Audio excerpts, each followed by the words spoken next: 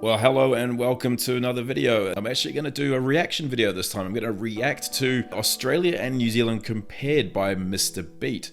Can't believe I haven't seen this video before. It's got over 1.3 million views. Mr. Beat, not to be confused with a similar channel with an extra consonant in its name. I thought I'd check this video out because comparing Australia and New Zealand is quite a common thing to do for many people outside from this region of the world. After all, I've said it before, people look at maps of the world and they look at our corner of the world and see Australia there and they see New Zealand here and they just think like, oh right, it's the same place, or it's got to be really similar, or they're really close, there must be a bridge connecting them or some other stuff like that. Anyway, let's see how Mr. Beat compares Australia and New Zealand.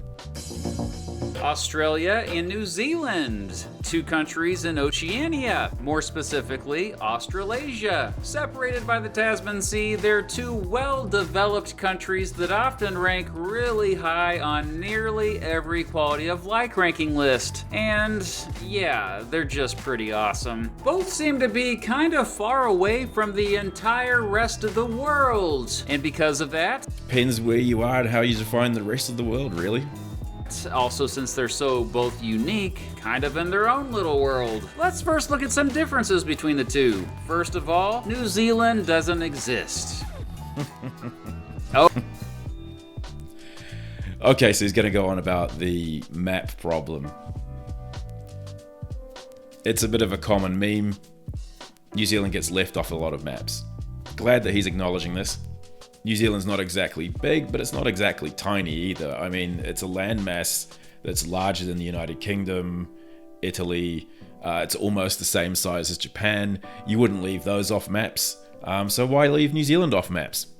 Okay, that's just basically a meme at this point that started since so many world maps were leaving out New Zealand. In fact, there's even a large subreddit dedicated to them. But don't believe the hype. New Zealand, in fact, does exist. See, there it is. Australia exists too, but it's about 29 times bigger than New Zealand. It's the 6th largest country in the world, baby. That said, Yeah, that's a good point. I think a lot of people around the world underestimate or don't really understand how big Australia actually is. I think it's roughly the same size as the continental USA. I've had relatives from the UK come over to Australia and then come and visit New Zealand as well, and they talk about their itinerary before they go to Australia and say like, oh yeah, we're going to go to Sydney, and then we'll just drive down to Melbourne, maybe over to Adelaide, and we'd like to see Perth. We're thinking about doing Perth on a weekend as well. I mean, Australia is just vast. I think a lot of people get a massive shock when they first go, the New Zealanders included. We think driving from Wellington to Auckland is really far, but that's got nothing on the distances that Australians often drive. It only has around 5 times as many people. Only one metropolitan area in New Zealand has a population over 1 million people. That'd be the magnificent Auckland. True. Only Auckland is what you would call a real-sized city by international standards. Auckland, of course, being the capital and most important city of New Zealand. Australia, meanwhile, has 5 metro areas with over 1 million people. Its 2 biggest cities, Sydney and Melbourne, each have more people than the entire country of New Zealand. Being so much bigger, Australia has a wider range of different types of climates. New Zealand has mostly an oceanic climate, whereas Australia, yeah, just look at this map here. As I said earlier, much of it is desert. I was talking to some friends about how in New Zealand, we need to let go of this idea that we're some sort of subtropical country. We're just not. I think Mr. Beat describes us here as, yeah, accurately, we're a maritime coastal climate.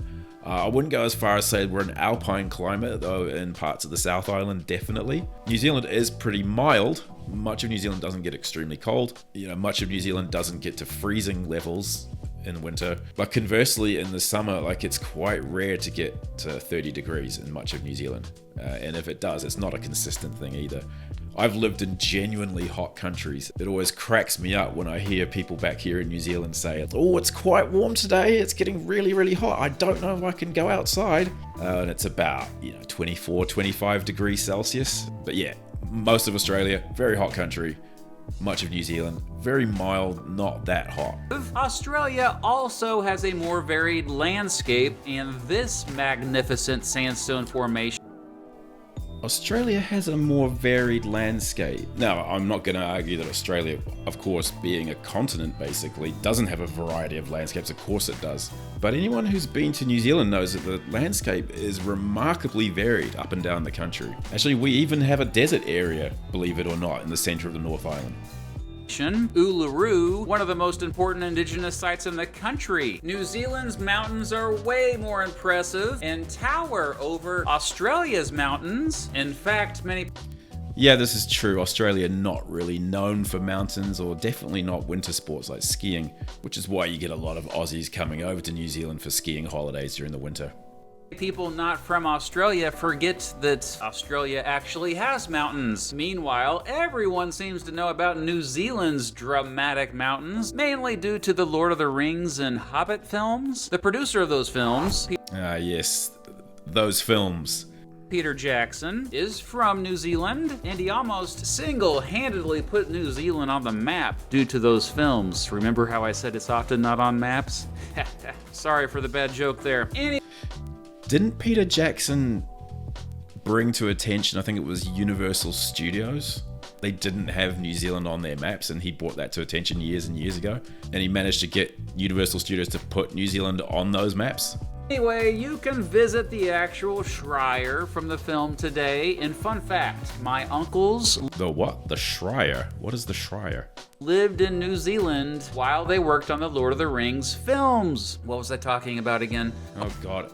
It seems like everybody in New Zealand talks about like, oh yeah, my cousin, my neighbor, my grandma's dog was an extra in the Lord of the Rings films. My next door neighbor here, a little old lady about 25 years ago, she was a Hobbit extra, so I'm guilty of this too. Remember a guy I worked with, huge guy, he was the stand-in for Gimli. We all do it, all Kiwis are guilty of this, I guess. Oh yes, mountains! New Zealand's highest peak is around 1,500 meters taller than Australia's highest peak. Well, mainland Australia at least. No one seems to care about you, Mawson Peak. Way over on Australia's Heard Island. Australia sits on top of a very stable tectonic plate with no active faults. Residents there don't have to worry much about large earthquakes. New Zealanders, on the other hand, have to worry about a major earthquake at least once every 10 years. Related to this, both Yeah, of course, the Christchurch earthquake being the biggest recent example of a devastating earthquake in New Zealand. There's still huge problems with getting parts of Christchurch rebuilt, although it's doing pretty well now, but the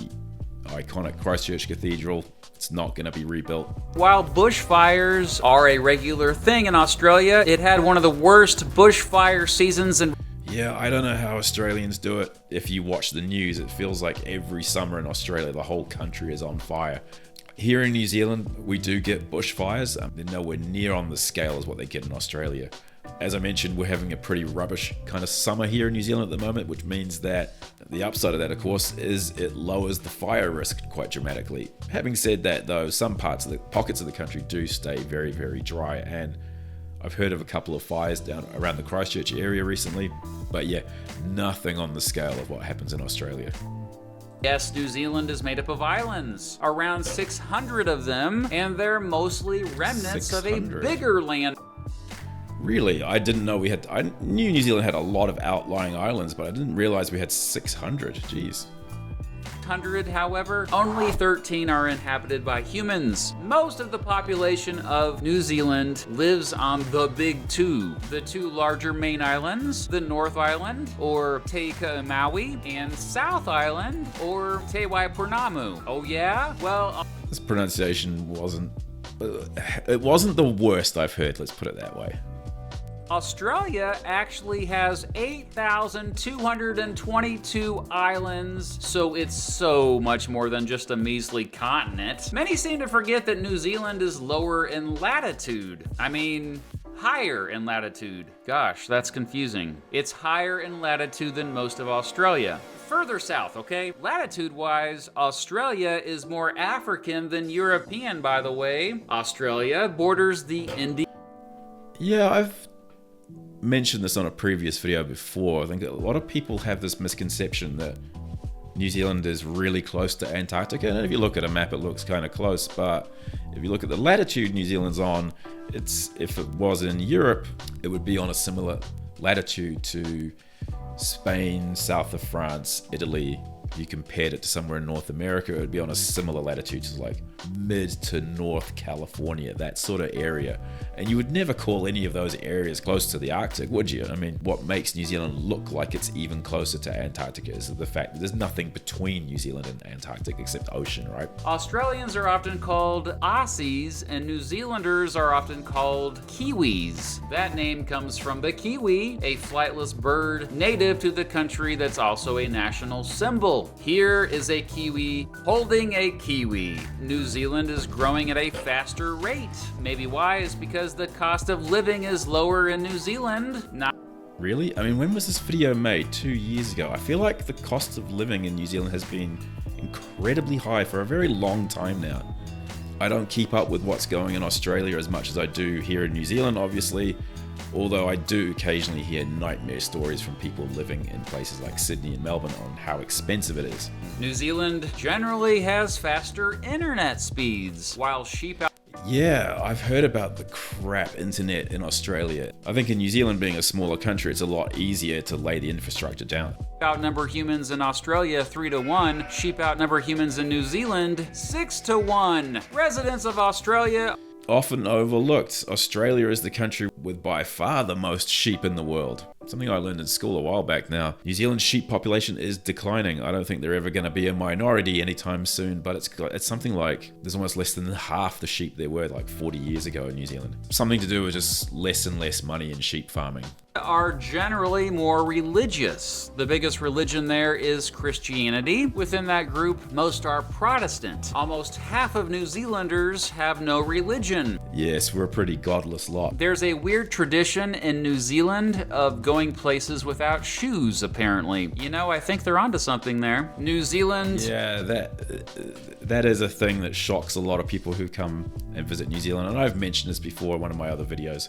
Personally, I don't do it because my peachy skin might get damaged, but also when I do see people walking around barefoot in places like the mall or supermarkets or just on the street and see how black their feet are, and when I just see some of the crap that's on the street as well, I think that is just, you're just asking for trouble walking around bare feet. New Zealand has hardly any dangerous animals, or animals period, really. Australia... Unless you count all the unregistered and not properly contained dogs on many New Zealand streets. But yeah, Australia is quite famous for having many, many dangerous animals. Of course, just look at any popular meme about how everything in Australia is trying to kill you. There's nothing like that in New Zealand. On the other hand, has the most animals with the most deadly venom. Sure, it's known for its cuddly koalas, wombats, and kangaroos, but many of its native animals will actively try to kill you. Australia has one of the highest electoral turnout rates in the world. Why? Well, probably because it's mandatory for citizens there to vote. Not in New Zealand, though. While medical marijuana... Yeah, What's the deal with that? Any Australians watching? I've heard about this, how it's mandatory to vote, and I didn't know. When I think of places that make you vote, I think of places like North Korea or Russia or something like that. How do you make people go out and vote? And what's the penalty if you don't? Here in New Zealand, we have a pretty good voter turnout as well, without having to force people to go out and vote. While both have a parliamentary system, representative democracies, and constitutional monarchies, Australia is a federation. And speaking of that, New Zealand once had the opportunity to become part of that federation. Yep, it could. Yes. Again, something I've talked about in one of my previous videos. There were plans to make New Zealand, and not just New Zealand, I believe Fiji also was one of the other territories in the general region that were invited to become part of the Australian Federation. For a number of reasons, New Zealand declined that invitation. I think number one at the time was just the huge distance. And you can see here, while that looks very close, I can't remember the actual distance. It's something like 2,500 kilometers at least. So it would take, back in the day when you could only sail places, it would take several days up to a week to get between Australia and New Zealand. There was also the issue of Indigenous rights. Obviously, the British Crown signed the Treaty of Waitangi with local Māori. I don't know much about Australian history that well, but I believe there was nothing of the sort in Australia. How were the rights of the Indigenous Māori in New Zealand going to be upheld if they joined the Federation of Australia, which didn't seem to have any protections or guarantees of universal rights for Indigenous people? But I've also mentioned this before, New Zealand does still have the ability, if it ever wanted to in fact join the Australian Federation if it wants to. I don't ever see that happening, but that is still written in the Australian Constitution. Aboriginal Australians, or a name given to the various groups of people who all first settled Australia, likely arrived by sea from Asia and developed a hunter-gatherer lifestyle. New Zealand, meanwhile, was one of the last places settled by humans on Earth. This is true. It's a very, not just a very young country, the nation of New Zealand is very young, it's about 160 years old, whatever. Just humans on this landmass that we now call New Zealand is a very recent thing. It wasn't until 1,000 years ago, or maybe as recent as 750 years ago, that the Maori first arrived on canoes. And then there was that James Cook dude, an extremely influential British explorer and cartographer. He first checked out, mapped out, and claimed New Zealand for Britain in 1769, and then checked out, mapped out, and claimed the eastern coast of Australia for Britain the next year. The French came to both places soon after that, looking at possible colonization, but they became a bit preoccupied and never followed through. I don't know about Australia, but the French made a very half-assed attempt at establishing a colony here in New Zealand. They were going to set up a colony here just outside of Christchurch in a place called Akaroa. Long story short, they sent one boat out with a few French families on there, but by the time they got there, they were really too late. Māori had already signed the Treaty of Waitangi with the British Crown, and they just gave up. French families didn't leave though. Most of them stayed in the Akaroa area, and if you go around Akaroa today, there's things like French names on the streets. Some of those French families spread out across New Zealand then, and actually one of those families is one of my ancestors. Okay, there is more to go in Mr. Beat's video here, but I'm going to leave it there because I don't want people to watch the whole video through my channel. I strongly encourage people to go and watch Mr. Beat's full video in its entirety. So I'll link out to the full video in the video's description and in a posted comment too. So there you go, that's Australia and New Zealand compared by popular YouTuber Mr. Beat. What did you think of it? Were his comparisons good? Did he miss any comparisons? In fact, I can think of quite a few comparisons that are often made between Australia and New Zealand, and actually just quite a few common misconceptions about New Zealand by people all around the world. And if you want to check out 5 of those really common misconceptions about New Zealand, I suggest you check out this video.